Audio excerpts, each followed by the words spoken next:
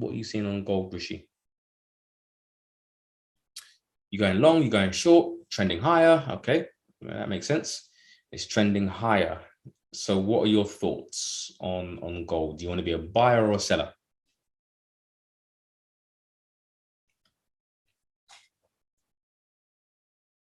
Do you want to be a buyer or a seller of gold?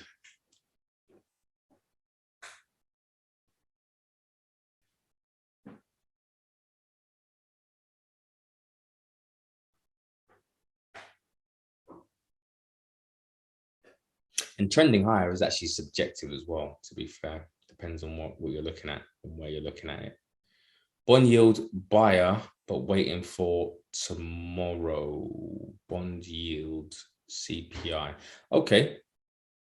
Right. So you're buyer. So you think that if inflation goes higher, inflation comes out as higher, then you want to be a buyer of gold. Is that what you're saying, Rishi?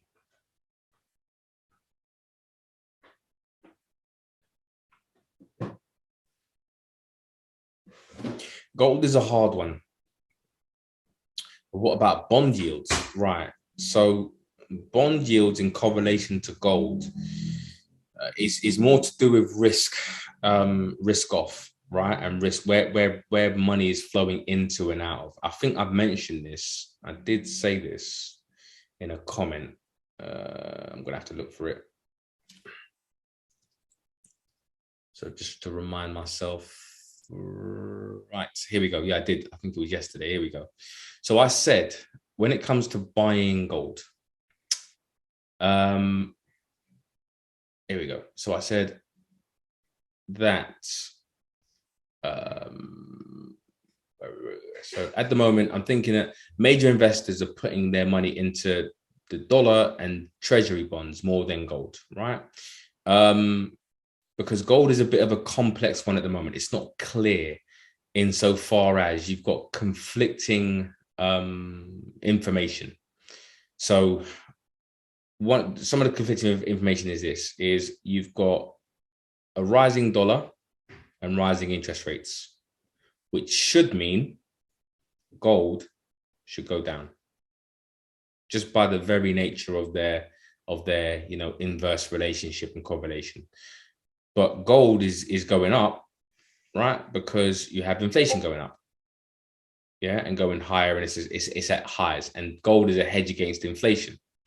So from that perspective, the question is, why buy gold? Yeah, treasury bonds, T-bonds are government debt, and they're usually, and they pay out an interest rate, right? So when you see bond yields, treasury bond yields, if you hold a bond at the moment for 10 years, you should get 2%. If you're holding it for maybe 1 year, it should be maybe something like, what's the bond yields? Bond yields. I think it's 1 point something, economic data. The 2 year, sorry, not the 1 year, 2 year, you're holding it. If you hold a 2 year treasury bond, you're looking at 1.34%. Yeah. Now, the question is that, yes, bonds are a safe haven asset. Yeah, safe haven asset. And this is, and Rishi, this is exactly why it's not clear, because you have different types of traders who are betting on different things. Yeah. So there are traders buying bonds and bond yields, which is going higher, right? So bond yields are becoming more attractive. So why would a trader buy gold? Yeah, when I can hold treasury bonds and get, for 2 years and get, a 1.5% interest rate, when gold doesn't pay any interest. Yeah. So that's what's happening. But also as well, you do have the inflation problem, because you have inflation at 7.3%. And gold is a hedge against inflation. So as inflation goes higher and currency gets devalued, gold should rise in value. Should, and I say should, typically, it's not exact science. So you have different, you have, let's say, for example, you've got 100 financial entities. Everyone's going to have a different idea as to where they should allocate their money in their portfolio, right?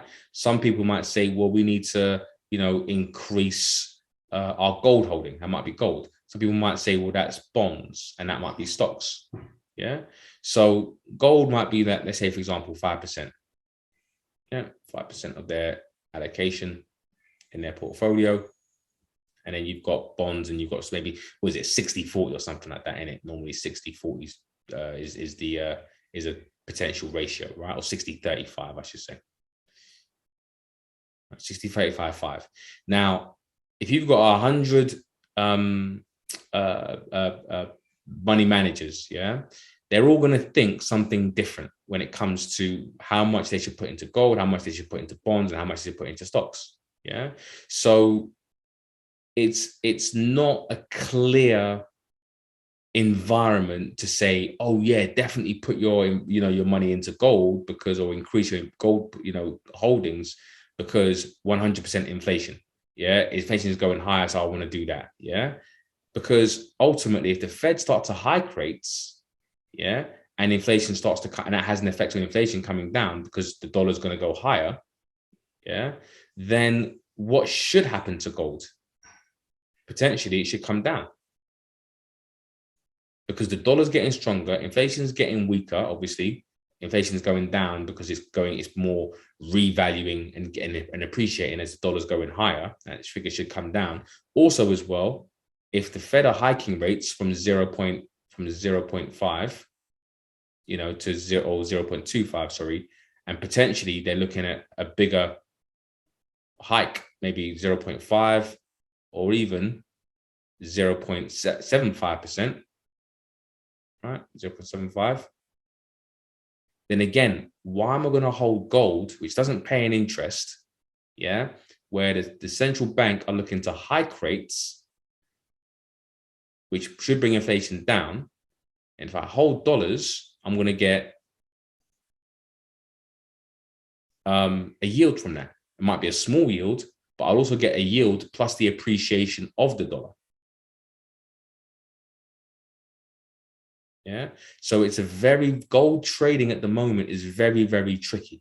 So Eagle says if the 10-year yield bond goes up, so does the currency, which is the case of US debt. Again, it's more complex than that. It's not just as simple as if 10-year goes up, then dollar goes up. No. Typically, yes, it's more about the yield curve. And again, if you go into the bond, if you go into the bond bond 24, yeah, government bond education 24, read up about bond yields and why it's important. Yeah, what I mean, why are bond yields important, and why do bond traders look at the economy? It's important for them to look at the economy, inflation, and what the central bank is doing. So it's not just a case of saying yes, if 10-year goes up. It's all more about the yield curve and their expectation as what's going to happen with the economy, what the central bank is going to do with inflation. But in the most simple forms, yes, right? If the 10-year is rising and it's higher than the shorter term rates, then yes, yeah, because it's basically saying that the economy is doing well. But again, you'd have to go into the channel number 24. Yeah. So gold, if you're trading gold, it's not as straightforward as just saying gold is trending up and I'm going to look to buy if it goes higher. You have to have a longer term view. You have to have a view on what you think the dollar's going to do. Yeah. What the economy is going to do, the US economy is going to do, what risk sentiment is going to remain, whether it's going to remain on or remain off. Yeah. And I know there are a lot of gold traders, but part of fundamental analysis, yeah, is when picking asset classes to trade, because not every single asset class can be traded at all times of the year, 24/7, not 24/7, 24/5, really. It's nonsense. If you're trading an asset class or a currency, yeah, and you're literally sticking to that asset class 24/7, 24/5, yeah, you're going to get stuck. You're going to get stuck. And again, I get the whole point of, as far as, there's technical analysis and all that kind of stuff, and there's statistics and buying here and selling there. Cool, do that. But from a fundamental perspective, there has to be a fundamental reason, a clear fundamental reason for me to want to buy or sell or short an asset. And that opportunity, and that doesn't always come around. But when it does come around, that's where you get in on the big trends. The reason why people have been probably being chopped out, it's gone higher, gone lower, gone higher. Do you know what I mean? It's because if you think about where we are, prices have been literally in a range, right? Between this high and this low. Yeah. That's one of the ranges that we've been in.